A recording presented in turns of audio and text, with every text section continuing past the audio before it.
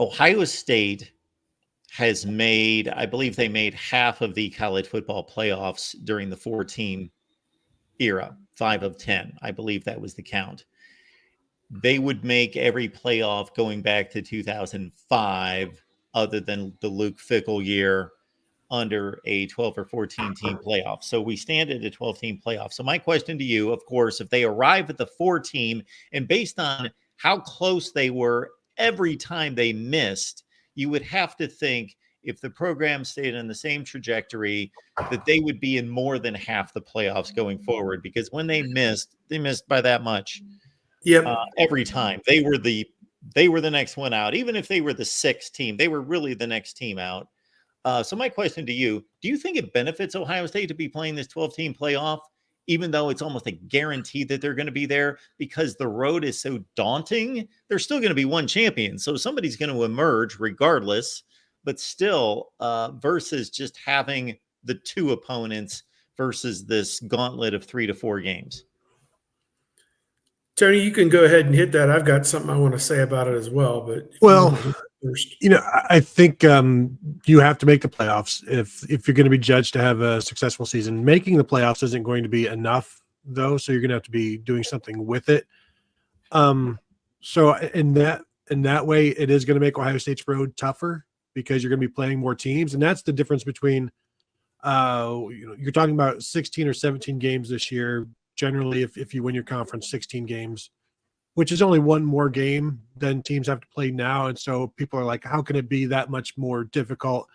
It's only 1 or 2 more games. Why are we stressing about this? And it's only a few teams.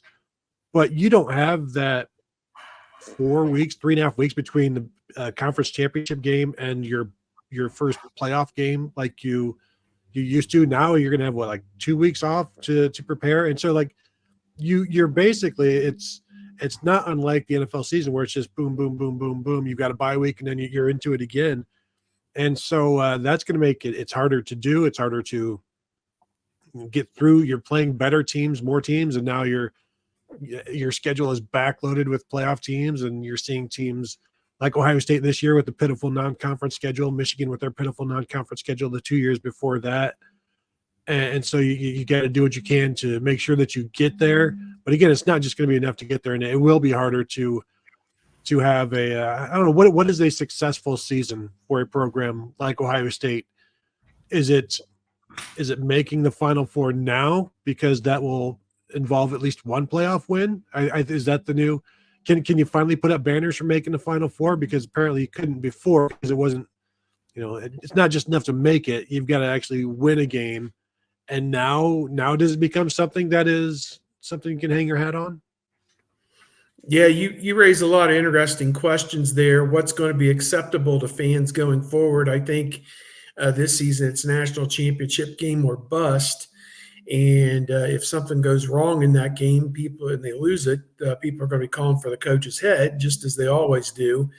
I think for the Alabamas and the Ohio States and the Georgias who are in this thing on a perennial basis, when it's 4 teams, it does kind of complicate matters that it's going to be 12 teams, and opens it up to some Cinderellas and some teams that ultimately, have not historically been in this position. But if they buy the right players in the portal, they can find their way in.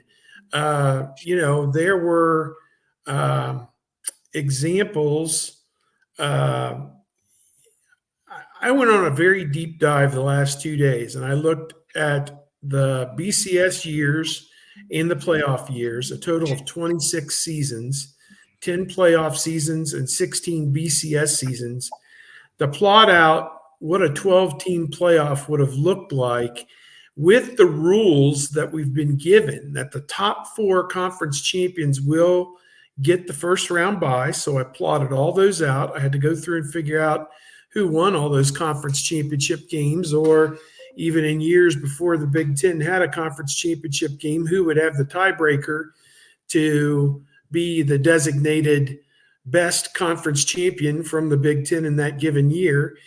Found a lot of interesting material, and I'm going to put it on our site here in the next day or so, But just as one example, Miami of Ohio with Ben Roethlisberger way back, like 2002, 2003, whatever year that was, maybe 2004, they would have been in the top 12 and they would have made the playoff as the group of 5 representative from the Mid-American Conference. And, the way they're setting this up, there's only going to be 4 power conferences going forward, but they're taking 5 conference champions automatically. The top 5 ranked college champions, conference champions are in. So a now group of 5 conference champion is guaranteed a spot just by winning the championship. Even if they are the highest ranked team at number 20, they're going to get the 12 seed probably in this new 12-team playoff. So there was a lot of interesting stuff that I had to sift through, but that'll just tell you that one player, Ben Roethlisberger, put Miami of Ohio in that position 20-some years ago to be in a playoff, had there been a 12-team playoff. Now, you look at that. Could West Virginia, if they buy the right 3 or 4 guys, get in the 12-team playoff? Of course they could.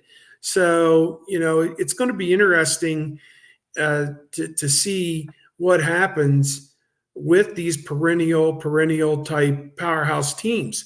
I can tell you from my data that I've done, out of the 26 years, Ohio State would have made it 20 times, and their current string of 11 straight 12-team playoff appearances is the longest current active streak on my list. Georgia is next with 7 in a row, then Alabama with 4 in a row. And of course, Ohio State would have missed it in both 2011 when they were 6 and 7, the fickle year. In 2012, they would not have been eligible because they were, on a bowl, thing, but they had a team good enough to be in the 12-team playoff. They were in the AP poll, but they were not in the coaches poll, obviously. I'm presuming that they would not be eligible, as I presume Michigan will not be eligible for the playoff this year. Ohio State not eligible back in 2012. So just like I just slipped that in there. Ohio State would have made it 20 out of 26 years. That's 77%, or just shy of 4 out of every 5 years. And going back to my guarantee earlier, the one time in 5 years that Ohio State doesn't make this thing going forward, every Ohio State fan worth their salt, rank and file, will want the coach fired.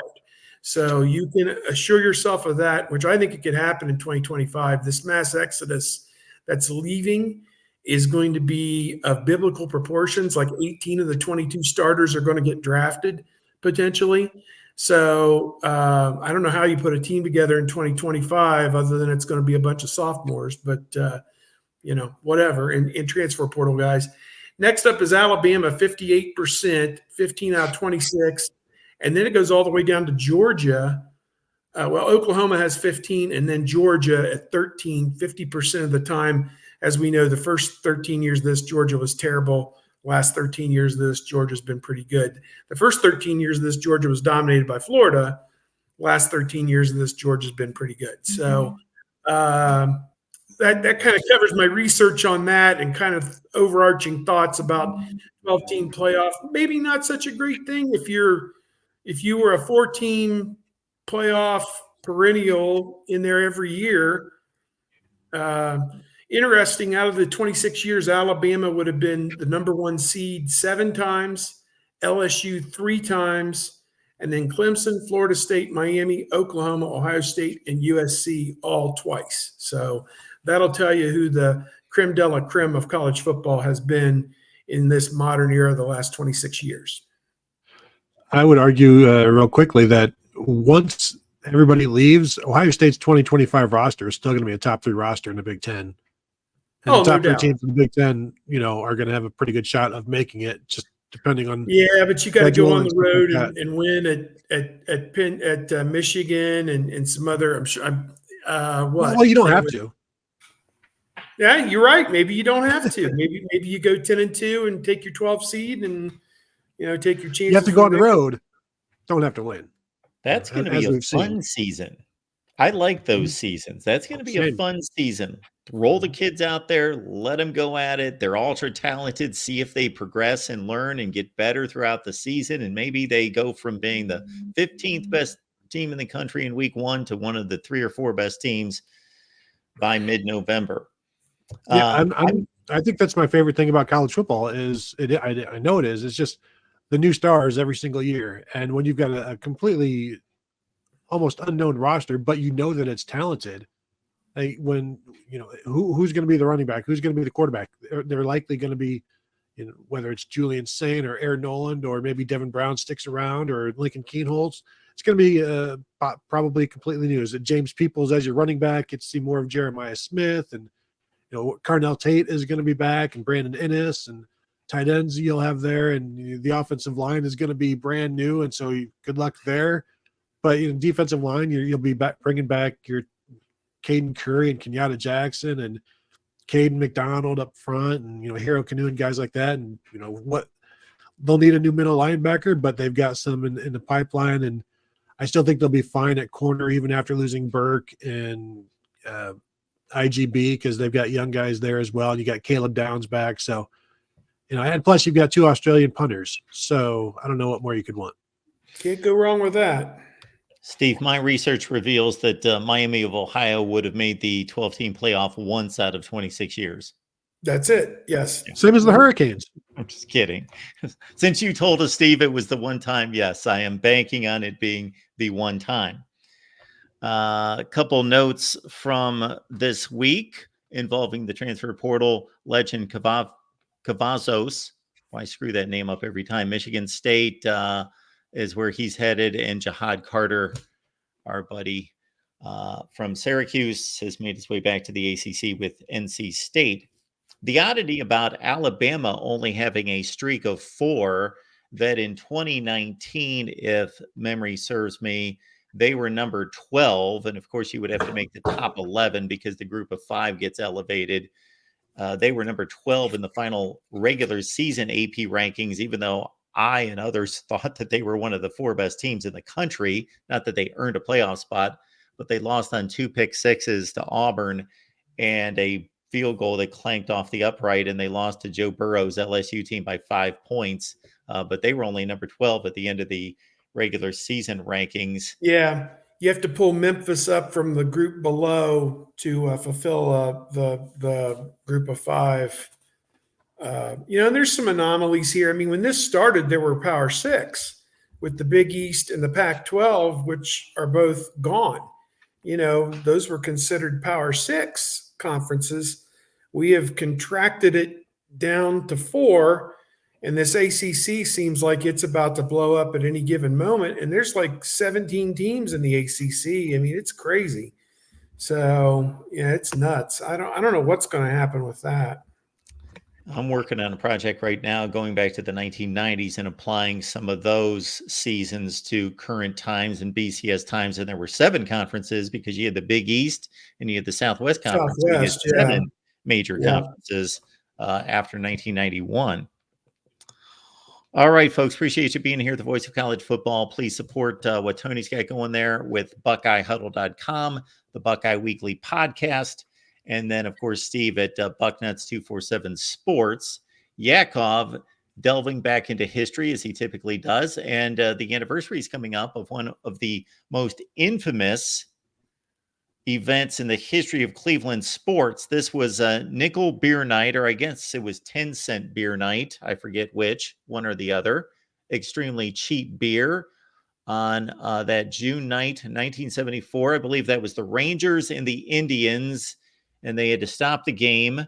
And on a side note, it brings to mind 1974 because I know my MVPs and my rookies of the year. Both the MVP and the rookie of the year were playing in that game, by the way. If you guys can come up with those answers, anybody in the chat. Who were they playing? Tony, Steve. It was the Rangers and the Indians, and the Jeff American Burroughs? League MVP. And Jeff Burroughs was the MVP. Very nice. 25 home runs, 118 RBIs. Yes. It's so obscure. I was a baseball nerd in the 70s and 80s, but that one. Me as well. He's kind of like him well. Yeah, he's kind of like a Dale Murphy, kind of a flash in the pan. Although Dale Murphy, had a really good career. Just that 3 or 4 400 home years, he runs was one of the almost. that 3 or 4 years, he was one of the best players Yeah. in the game, and they won't put him in the Oh, you're Hall of talking about Fame. Jeff Burrows. Gotcha. Yeah, but Jeff Burrows kind of similar to that. The Rookie of the Year. He played for both teams for significant stretches of time. Toby Harrah? That's a good guess. He was a little bit earlier than that. Mike Hargrove. Mike Hargrove. Oh, That's crap. the Rookie of the Year that year. Doggone it. I bet I surprised you on Jeff Burrows. Oh, that was well done. You did surprise me. Jeff Burrows. He wore Texas had an glasses. MVP in the 70s. I mean, my Yes. God. That's right in the heart of Oakland, being really, really good. And you would have thought, somebody from Oakland, Joe Rudy or, whoever. But Who was the MVP the next year? Because he was also a rookie, the only MVP to win Rookie of the Year the same year, 1975. 75. Fred Lynn. Fred Lynn. Tony Did nailed he it. win them Cards, both? baby. He won both the Rookie of the Year and the MVP? Yes, he Wow. did. Hit 331 that year as a rookie. I think I only know that because of like his 1984 baseball card. Freddie Lynn. Well, I should have known that because the Reds played the Red Sox in the World Series. Yeah, Fred Lynn. Sorry, folks. Got me started on a baseball note. Yakov, we will blame you, but we will take your super chat. We always appreciate you stopping by. In addition to those questions, I wonder how many Cleveland fans were conceived that night after the 10-cent beer night. Most of them, a bunch of them, not most of them.